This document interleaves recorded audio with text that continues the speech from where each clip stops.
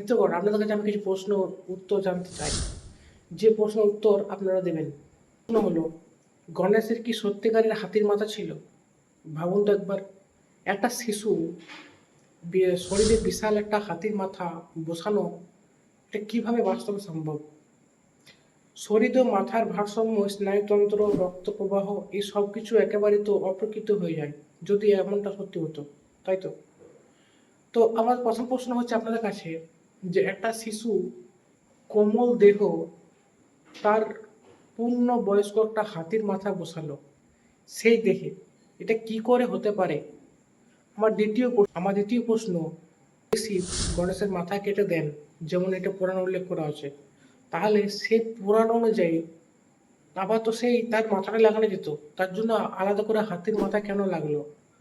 আমার তৃতীয় প্রশ্ন, যিনি শিব, সর্ব সর্বযোগ্য সর্বশক্তিমান, তাহলে তিনি কি সত্যিকারের একটি বনে গিয়ে হাতির মাথা খোঁজ করলেন আর সেই মাথা এনে লাগালো? এটা কি যুক্তিযুক্ত মনে হয়? ভেবে দেখুন তো একবার, কতটা সত্য হতে পারে।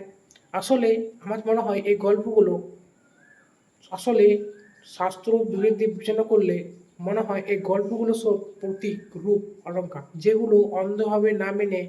কারণ একটা হাতির মাথা একটা মানুষের মধ্যে লাগানো হয়, তবে সে মানুষের যে চিন্তাধারা, সেটা একটা হাতির মতো হবে। কারণ আমরা জানি, আমাদের বিজ্ঞান, আমাদের ডক্টর, আমাদের প্রযুক্তি বিজ্ঞান এটা বলে যে আমাদের মাথার মধ্যে যা কিছু চলে সেটা আমাদের শরীর দ্বারা কর্ম করি। আমাদের মাথার মধ্যে স্নায়ুতন্ত্র আছে, ব্রেন আছে, সেই ব্রেনটা চালিত হয়, সেই ব্রেনটা চলে বলেই আমরা কর্ম করতে পারি। তো একটা হাতির মাথার যে একটা মস্তিষ্ক, যে ব্রেন, একটা মানুষের মস্তিষ্ক যে ব্রেন, অনেকটা তফাৎ আছে। তো একটা হাতির মাথা যদি মানুষের মধ্যে লাগানো হয়, হাতি যে কর্মগুলো করে সেই কর্মটাও নিশ্চয়ই করবে। তো সেইখানে সেটা তো হচ্ছে না। তার মানে এটা থেকে বোঝা যায় যে এটা একটা গাল গল্প মাত্র, এর সাথে কোনো বাস্তবে কোনো মিল নেই। সত্যকে জানুন, সত্যকে ধারণ করুন। সবকে ধন্যবাদ।